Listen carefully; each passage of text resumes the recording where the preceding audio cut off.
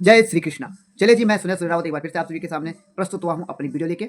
और दोस्तों, ये वीडियो मैं बहुत दिनों के बाद लेके आ रहा हूँ, लेकिन मेरे वीडियो बनाने का कारण आजकल साफ है, क्योंकि आजकल एक खास मुहिम चली हुई है हमारी उत्तराखंड की बेटी अंकिता भंडारी को इंसाफ दिलाने की मुहिम। जी हाँ, भाजपा सरकार जो कि हमारी उत्तराखंड सरकार भी है, उसका कहना है कि अंकिता भंडारी का न्याय हो चुका है। अंकिता भंडारी के तीनों हत्यारों को, विनोद आर्य के बेटे पुलकित आर्य, सौरभ भास्कर और अंकित गुप्ता को सजा हो चुकी है। लेकिन दोस्तों, यह सजा अभी अधूरी है।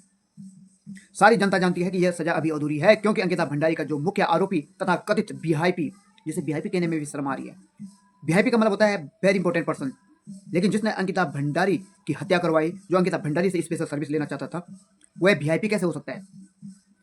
बीजेपी सरकार का यह नेता कोई वीआईपी नहीं बल्कि बीजेपी है। हम कह सकते हैं इसको वेरी घटिया पर्सन, जो अभी भी आजाद घूम रहा है, जिसकी वजह से अंकिता भंडारी की हत्या करने वाले तीनों आरोपियों ने अंकिता भंडारी की दुनिया उजाड़ दी। वह वीआईपी आज भी, वह बीजेपी यानी कि बहुत ही घटिया पर्सन जो था, वो आज भी आजाद घूम रहा है। आखिर क्यों? आखिर क्यों सरकार, उत्तराखंड की सरकार सीबीआई जांच नहीं कर रही है? अगर सारी उत्तराखंड की जनता, अब तो देश के अलग अलग कोनों से भी लोग आवाज उठा रहे हैं कि अंकिता भंडारी को इंसाफ दो, लेकिन फिर भी हमारी उत्तराखंड सरकार पर कोई प्रभाव नहीं पड़ रहा है। हमारी उत्तराखंड सरकार का जमीर अभी भी नहीं जागा है।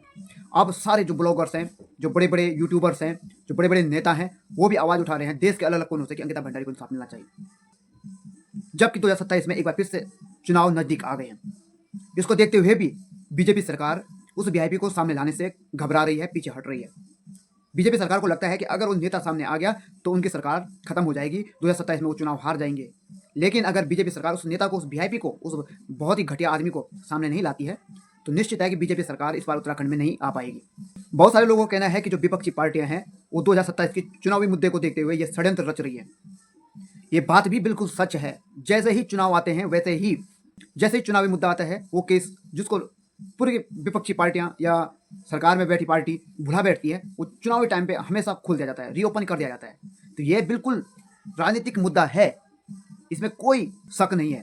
लेकिन ये बात भी सच है कि अंकिता भंडारी को अभी तक पूरी तरह न्याय नहीं मिला है। अभी भी वो वीआईपी खुलेआम घूम रहा है, खुलेआम, और भाजपा सरकार उसको बचाने में लगी है। जबकि भाजपा सरकार को ये समझना चाहिए कि अगर वो उस वीआईपी को सामने लाती है, कटघरे में खड़ा करती है, उसको सजा दिलाती है, अंकिता भंडारी का न्याय करती है, तो 2027 में बीजेपी सरकार फिर से बन सकती है।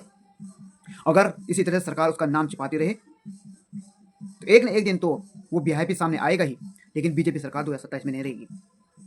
भले ही कांग्रेस का फायदा उठाने की कोशिश कर रही हो या अन्य पार्टियां, लेकिन सच ये भी है कि अभी अंकिता भंडारी को इंसाफ नहीं मिला है। अंकिता भंडारी को इंसाफ मिलना ही चाहिए। हमारे जितने भी उत्तराखंडी भाई बहन हैं और देश के अन्य अन्य कोनों में जो भी लोग अंकिता भंडारी के लिए आवाज उठा रहे हैं, वो लगातार आवाज उठाते रहे हैं। एक वीडियो बनाने से कोई फायदा नहीं होगा, एक बार आवाज उठाने से कोई फायदा नहीं होगा। जब तक अंकिता भंडारी को न्याय ना मिले, तब तक आवाज उठाते रहो। इस बार महिलाएं बढ़ चढ़कर सरकार का विरोध कर रही हैं। कुछ बयान उनके इस तरह से आ रहे हैं कि जो फिर से दूसरा मुद्दा खड़ा कर देती हैं। हमें ऐसे बयान नहीं देने हैं, ऐसे बयान देने से बचना है, ताकि अंकिता भंडारी का जो मुद्दा है वो खत्म ना हो, अंकिता भंडारी की इंसाफ की जो मुहिम है वो खत्म ना हो, वो दूसरी दिशा में ना चली जाए। इसलिए हमें सिर्फ और सिर्फ अंकिता भंडारी को इंसाफ दिलाने की बात को ध्यान में रखते हुए वीआईपी को घसीट कर लाने के लिए सरकार को मजबूर करना चाहिए, सरकार को सीबीआई जांच करने के लिए उकसाना चाहिए और मजबूर कर देना चाहिए। सरकार का वो तथाकथित वीआईपी दुष्यंत कुमार गोती, जिसकी ऑडियो रिकॉर्डिंग भी वायरल कर दी गई है, उसका कहना है कि अंकिता भंडारी को इंसाफ दिलाने का जो प्रोग्राम था, कार्यक्रम था, वो समाप्त हो गया है। उसके तीनों आरोपियों को सजा मिल चुकी है, कोई वीआईपी नहीं है। तो मैं उस नेता को कहना चाहूंगा कि यह कोई प्रोग्राम और कार्यक्रम तो बिल्कुल नहीं था। किसी का परिवार उजड़ गया, किसी की दुनिया उजड़ गई, किसी की जान चली गई है, किसी की जिंदगी समाप्त हो गई है, और तुम्हें ये प्रोग्राम और कार्यक्रम लगता है।